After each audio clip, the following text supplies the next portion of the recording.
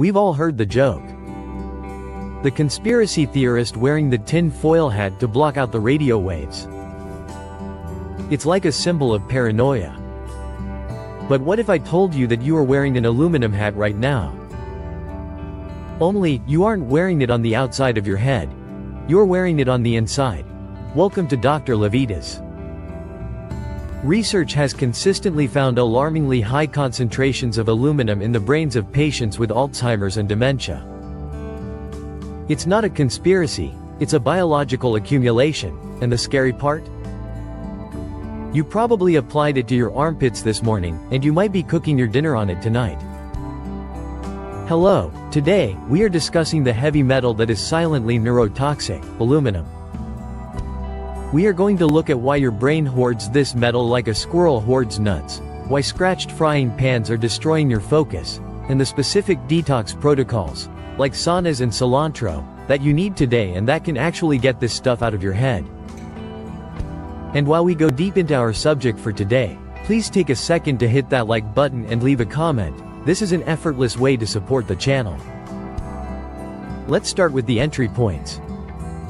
Aluminum is the third most abundant element in the Earth's crust, but biologically, your body has zero need for it.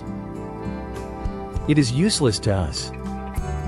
In fact, it's worse than useless, it's a molecular mimic. Aluminum mimics essential minerals like magnesium and calcium. It tricks your body into absorbing it, but where does it come from?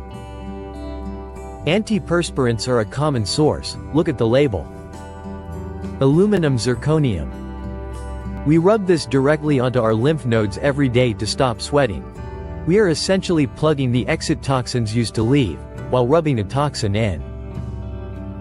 There is also cookware. Aluminum pans are cheap and conduct heat well. But when they are heated, especially with acidic foods like tomato sauce or lemon, they leach metal directly into your meal. Foil is another one. Many people are wrapping their hot food in foil. When you do this, you are marinating that chicken in aluminum ions, which is a pretty bad move. This brings me to the brain fog connection. How many of you use a non-stick pan that is flaking? You know the one. You scratched it with a metal fork 3 years ago, but you keep using it. Most non-stick pans are aluminum bodies coated in Teflon. When you scratch that coating, you expose the raw aluminum core. Every time you cook, you are scraping microscopic shards of aluminum into your eggs. You eat the eggs. Within hours, that aluminum enters your bloodstream.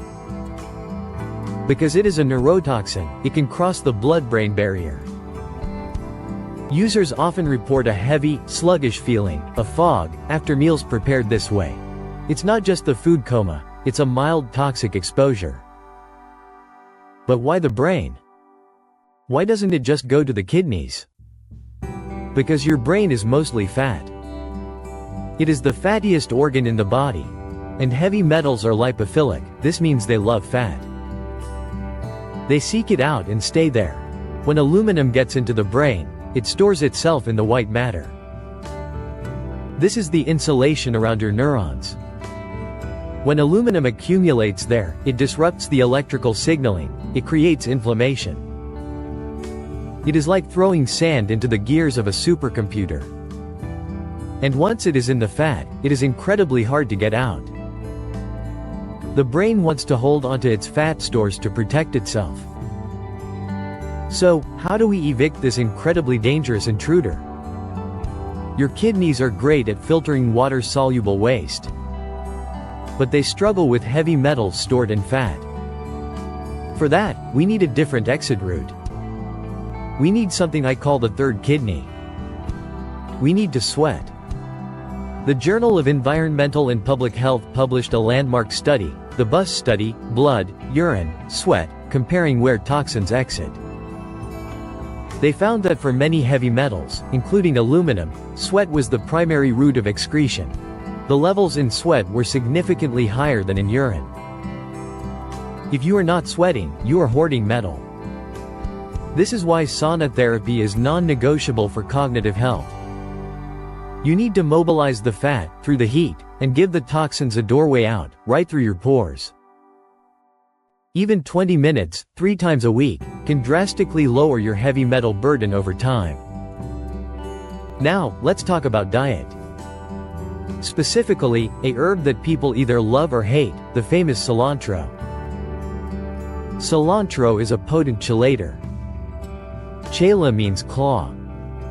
It chemically grabs onto heavy metals like aluminum, mercury, and lead, and pulls them out of the tissue. However, there is a catch.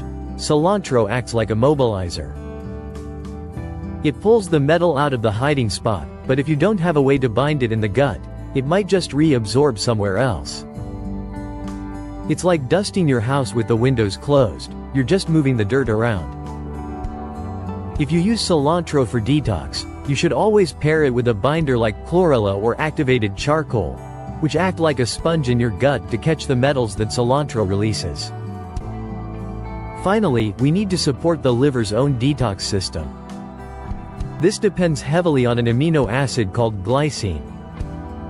Glycine is the limiting factor for your body to make glutathione, also known as the master antioxidant.